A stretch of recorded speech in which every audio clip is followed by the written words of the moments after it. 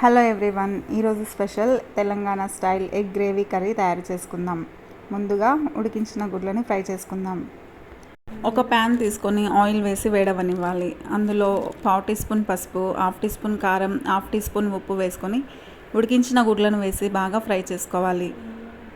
Eggs బాగా fry అయిన తర్వాత తీసి పక్కనుంచుకోవాలి. ఇప్పుడు కర్రీ కోసం మసాలా ప్రిపేర్ చేసుకుందాం. ఒక మిక్సీ జార్ తీసుకొని fried onions, 10 to 15 kaju, cut చేసుకున్న ఎండు కొబ్బరి ముక్కలు, ఇలాచీ, లవంగాలు, దాల్చిన చెక్క, తగినంత నీరు పోసుకొని మెత్తని పేస్ట్ లాగా తయారు చేసుకోవాలి. ఇప్పుడు కర్రీ ప్రిపేర్ చేసుకుందాం.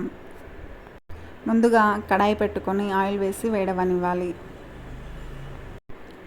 1/2 టీ స్పూన్ షాజీరా వేసుకొని ఫ్రై చేసుకోవాలి. సన్నగా తరుక్కున్న ఆనియన్స్ ముక్కలు కూడా వేసుకొని ఫ్రై చేయాలి.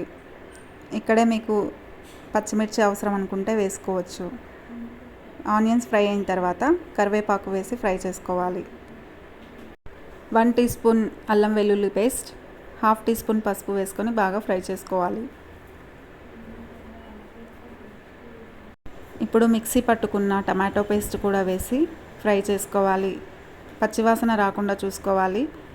ఆయిల్ పైకి తేలేంత వరకు ఫ్రై చేసుకోవాలి. బాగా ఫ్రై అయిన తర్వాత ముందుగా మిక్సీ పట్టుకున్న మసాలా పేస్ట్ కూడా వేసి ఫ్రై చేసుకోవాలి. 5 to 10 మినిట్స్ లో ఫ్లేమ్లో మగ్గించుకోవాలి. మీకు రుచికి సరిపడా ఉప్పు, పసుపు, కారం వేసుకొని బాగా ఫ్రై చేసుకోవాలి.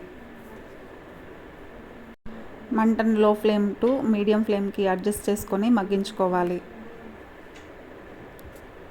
మసాలా అడుగంటకుండా చూసుకోవాలి. మసాలా బాగా ఉడికిన తర్వాత తగినంత వాటర్ పోసుకొని ఉడికించుకోవాలి. ముందుగా ఫ్రై చేసుకొని ఉంచిన ఎగ్స్ని మసాలాలోకి వేసుకోవాలి. బాగా కలుపుకొని 5 మినిట్స్ లో ఫ్లేమ్లో ఆయిల్ పైకి తేలేంత వరకు ఉడికించుకోవాలి.